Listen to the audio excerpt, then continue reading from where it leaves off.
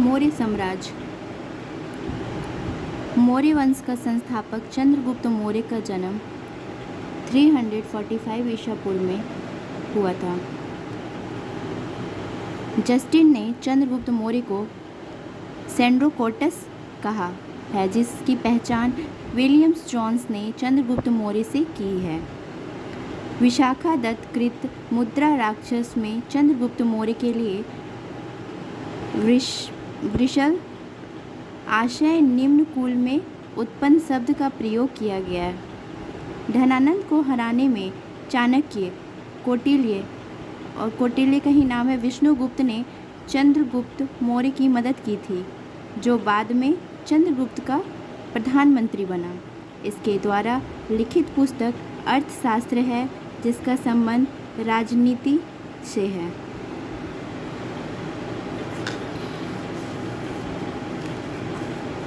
चंद्रगुप्त मगध की राजगद्दी पर 322 ईसा पूर्व में बैठा। चंद्रगुप्त जैन धर्म का अनुयायी था। चंद्रगुप्त ने अपना अंतिम समय कर्नाटक के श्रवणबेलगोला नामक स्थान पर बिताया। चंद्रगुप्त ने 305 ईसा पूर्व में सेल्यूकस निकेटर को हराया। सेल्यूकस निकेटर ने अपनी पुत्र कार्नेलिया की शादी चंद्रगुप्त मौर्य के साथ कर दी और युद्ध की संधि शर्तों के अनुसार 4 प्रांत यानी कि काबुल, कंधार, हेरात एवं मकरान चंद्रगुप्त को दिया। चंद्रगुप्त मौर्य ने जैन गुरु भद्रबाहु से जैन धर्म की दीक्षा ली थी।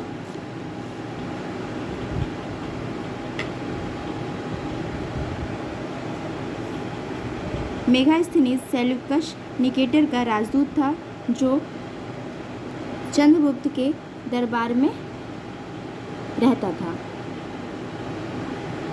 मेगास्थनीज द्वारा लिखी गई पुस्तक इंडिका है। मेगास्थनीज के अनुसार सम्राट का जनता के सामने आने के अवसरों पर शोभा यात्रा के रूप में जश्न मनाया जाता है। उन्हें एक सोने के पालकी में ले जाया जाता है। उनके अंगरक्षक सोने और चांदी के अलंकृत हथियारों पर सवार रहते हैं। कुछ अंगरक्षक पेड़ों को लेकर चलते हैं। इन पेड़ों पर प्रतीक्षित तोतों का झुंड रहता है, जो सम्राट के सिर के चारों तरफ चक्कर लगाता रहता है। राजा सामान्यतः हथियारबंद महिलाओं से घिरे होते हैं। उनके खाना खाने से पहले खास नौकर उस खाने को चखते हैं। वे लगातार 2 रात एक ही कमरे में नहीं सोते थे। पाटलिपुत्र के बारे में, पाटलिपुत्र एक विशाल प्राचीर से घिरा है, जिसमें 570 बुर्ज और 64 द्वार हैं, जो 2 और 3 मंजिले वाले घर लकड़ी और कच्ची ईंटों से बने हैं। राजा का महल भी काठ का बना है, जिसे पत्थर की नक्काशी से अलंकृत किया गया है। यह चारों तरफ से उद्यानों यानी पार्क और चिड़ियाओं के लिए बने बसेरों से घिरा है। चंद्रगुप्त मौर्य और सेल्यूकस के बीच हुई युद्ध का वर्णन एपियानस ने किया है।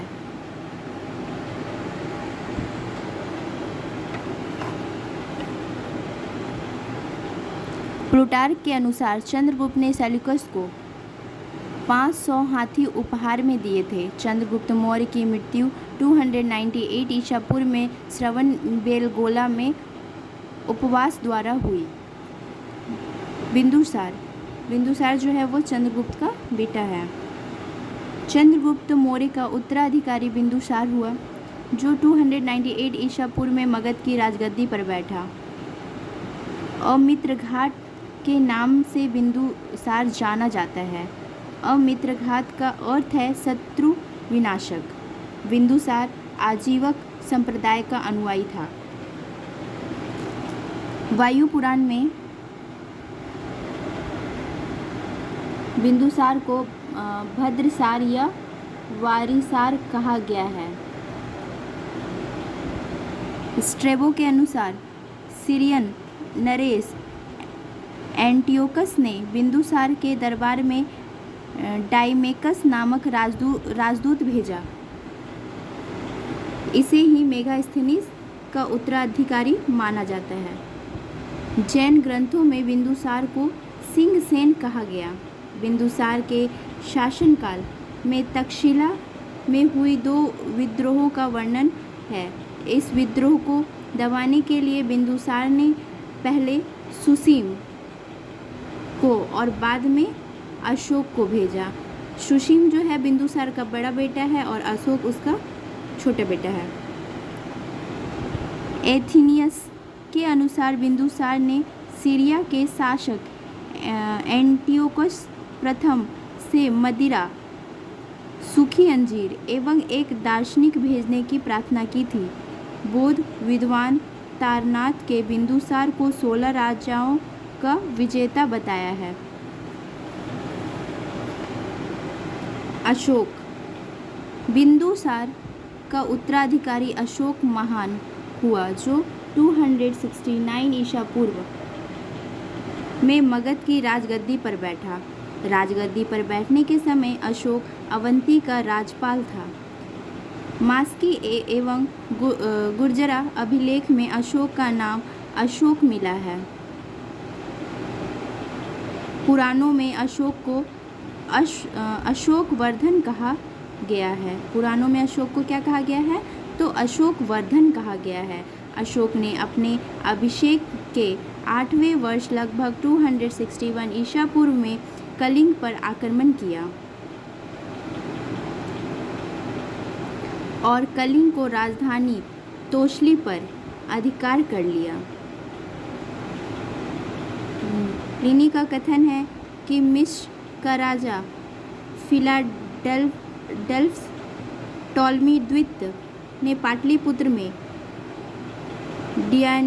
डियानिशियस नाम एक राजदूत भेजा था अशोक के दरबार में।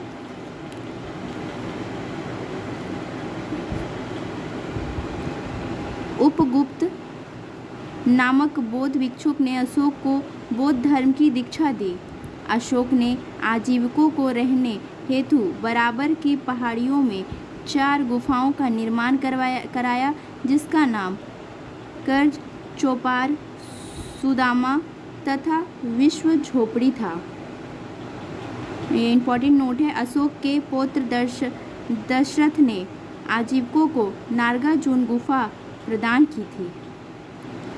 अशोक की माता का नाम सुभद्रांगी था। अशोक ने बौद्ध धर्म के प्रचार के लिए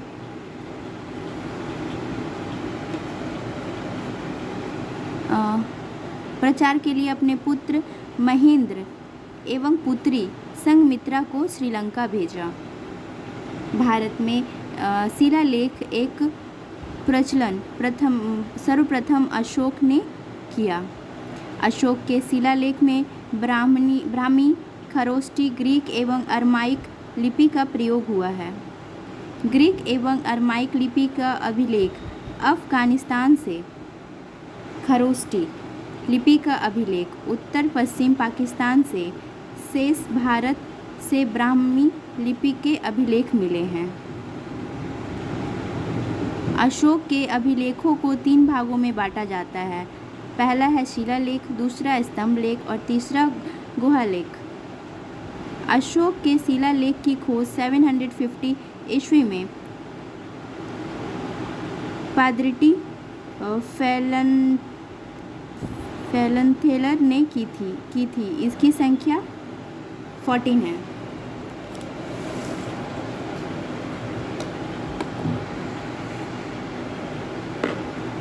अशोक के अभिलेख पढ़ने में सबसे पहले सफलता 1837 ईस्वी में जेम्स प्रिंसेप को हुआ।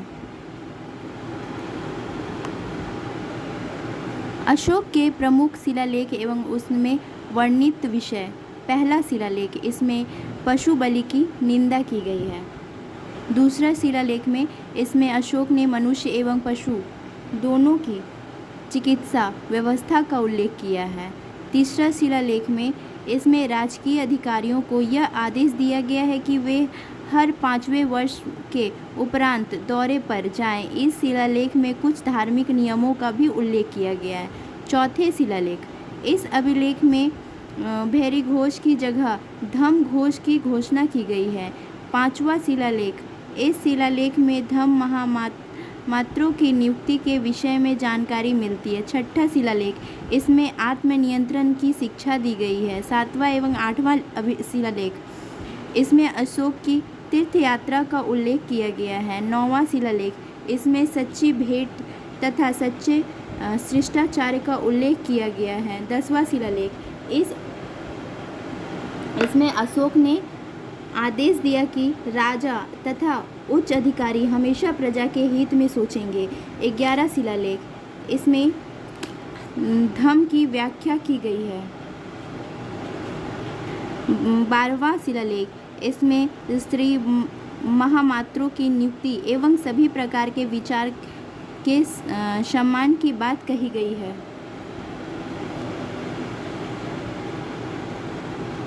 13वां शिलालेख, इसमें कलिंग युद्ध का वर्णन एवं अशोक के हृदय परिवर्तन की बात कही गई है। इसमें पड़ोसी राज्यों का वर्णन है। 14 शिलालेख, अशोक ने जनता को धार्मिक जीवन बिताने के लिए प्रेरित किया। अशोक के स्तंभ लेख की संख्या 7 है, जो केवल ब्राह्मी लिपि में लिखी गई है। यह 6 अलग अलग स्थानों से प्राप्त हुए हैं।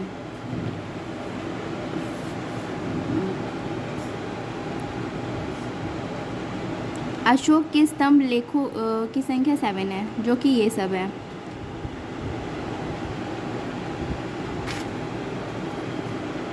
अशोक के स्तंभ लेख की संख्या 7 है। प्रयाग स्तंभ लेख, यह पहले कौशाम्बी में स्थित था। इस स्तंभ लेख को अकबर ने इलाहाबाद के किले में स्थापित कराया। दिल्ली टोपरा, यह स्तंभ लेख फिरोज शाह तुगलक के द्वार में टोपरा से दिल्ली लाया गया है। दिल्ली मेरठ, पहले मेरठ में स्थित यह स्तंभ लेख फिरोज शाह द्वारा दिल्ली लाया गया है। रामपुरवा, यह स्तंभ लेख चंपारण बिहार में स्थापित है। इनकी खोज 1872 ईस्वी में कार्लायल ने की। लोरिया अरेराज चंपारण बिहार में है।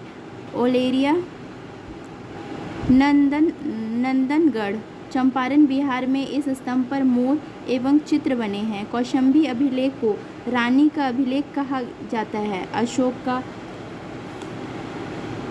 सबसे छोटा स्तंभ लेख रुमिदेई है। इसी में लुम्बिनी में धम्म यात्रा के दौरान अशोक द्वारा भू राजस्व की दर घटा देने की घोषणा की गई है। अशोक का 7वां अभिलेख सबसे लंबा है। प्रथम पृथक शिलालेख में यह घोषणा है कि सभी मनुष्य मेरे बच्चे हैं। अशोक का सारे पुना कंदहार अभिलेख ग्रीक और अरमाइक भाषाओं से प्राप्त हुआ है। साम्राज्य में मुख्यमंत्री एवं पुरोहित को नियुक्ति के पूर्व इनके चरित्र को काफ़ी जांच परखा जाता है, जिसे उपधा परीक्षण कहा जाता है।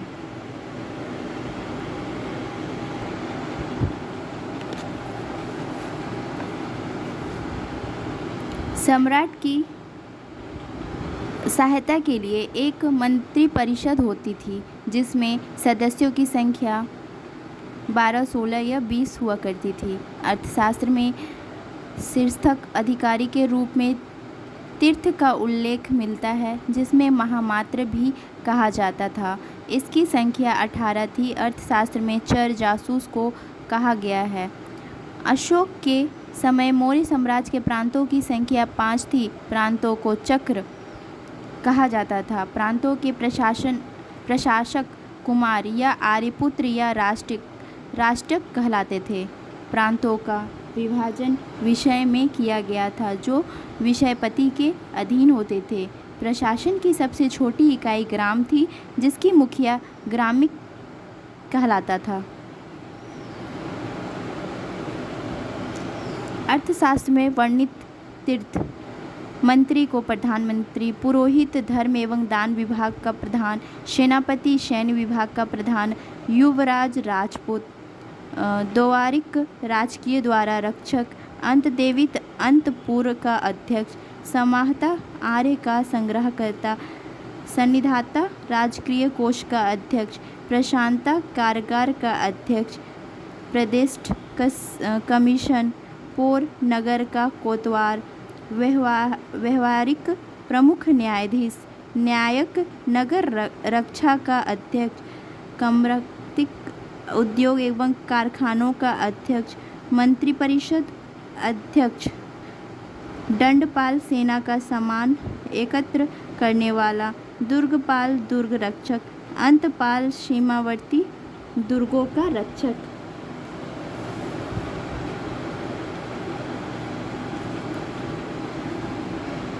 प्रशासकों में सबसे छोटा गोप था, जो 10 ग्रामों का शासन संभालता था।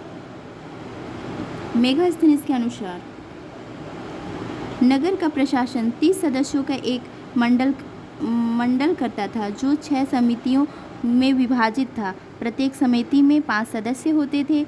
बिक्री कर के रूप में मूल्य का 10वां भाग वसूला जाता था। इससे बचने वाली जो मृत्युदंड दिया जाता था। मेगास्थनीज के अनुसार एग्रोनोमाई मार्ग निर्माण अधिकारी था। जस्टिन के अनुसार चंद्रगुप्त मौर्य की सेना में लगभग 50,000 अश्वरोही सेना, 9,000 हाथी व 8,000 रथ थे।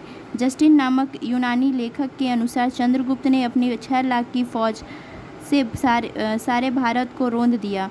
यह बात सही भी हो सकती है और नहीं भी, लेकिन यह सही है कि चंद्रगुप्त के पश्चिमोत्तर भारत को सेल्यूकस की गुलामी से मुक्त किया। युद्ध क्षेत्र में सेना का नेतृत्व करने वाला अधिकारी नायक कहलाता था। सैन्य विभाग का सबसे बड़ा अधिकारी सेनापति होता था। प्लिनी नामक यूनानी लेखक के अनुसार चंद्रगुप्त की सेना में 600,000 पैदल सिपाही, 30,000 घुड़सवार और 9,000 हाथी थे। मेगास्थनीज के अनुसार मौर्य सेना का रख रखाव 5 सदस्य 6 समिति करती थी।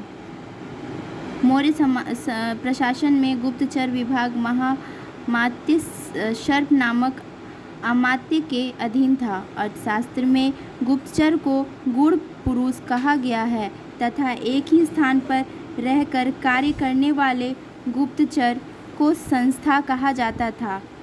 एक स्थान से दूसरे स्थान पर भ्रमण करके कार्य करने वाला गुप्तचर को संचार कहा जाता था। अशोक के समय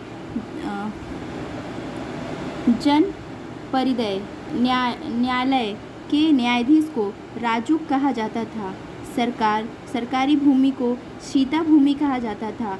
बिना वर्षा के अच्छी खेती होने वाली भूमि को अदेव मात्रक कहा जाता था। मेगास्थनीज ने भारतीय समाज को 7 वर्गों में विभाजित किया था: दार्शनिक, किसान, अहीर, कारीगर, सैनिक, निरक्षर एवं सभासद।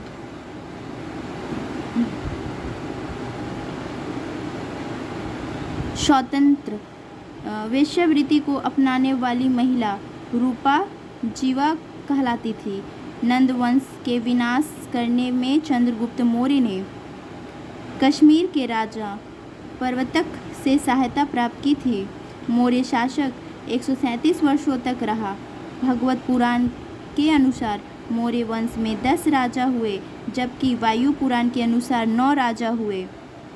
मौर्य वंश का अंतिम शासक बृहद्रथ था और इसकी हत्या इसके सेनापति पुष्यमित्र शुंग ने 185 ईसा पूर्व में कर दी और मगध पर शुंग वंश की नींव डाली।